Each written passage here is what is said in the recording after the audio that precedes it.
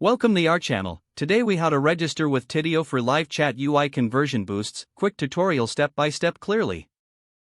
To get started with Tidio, visit the Tidio website. Click on the sign up button located at the top right corner of the homepage. You will be prompted to enter your email address and create a password. After filling out the form, click on the Get Started button.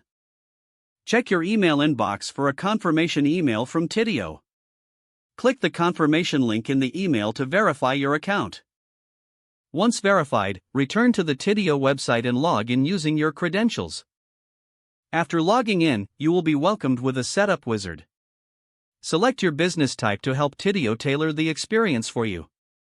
Next, fill in your business details, including your website URL. Choose your preferred chat widget design from the available options. You can customize the appearance of the chat widget to match your brand. Once you're satisfied with the design, click Save Changes. Next, you will be guided to integrate the chat widget into your website. Tidio offers different integration methods such as Shopify, WordPress, or custom code. Select the integration method that suits your platform. Follow the provided instructions for your chosen platform. After integration, return to your Tidio dashboard.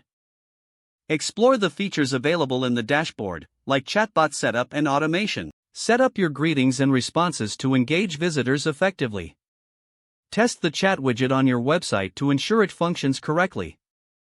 Monitor the analytics offered in your Tidio account to assess performance.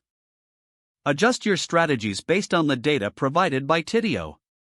Continue optimizing your chat experience to improve conversion rates. That's it. You're now ready to leverage Tidio for live chat conversion boosts. If the page does not load, refresh the browser or try again in a private or incognito window.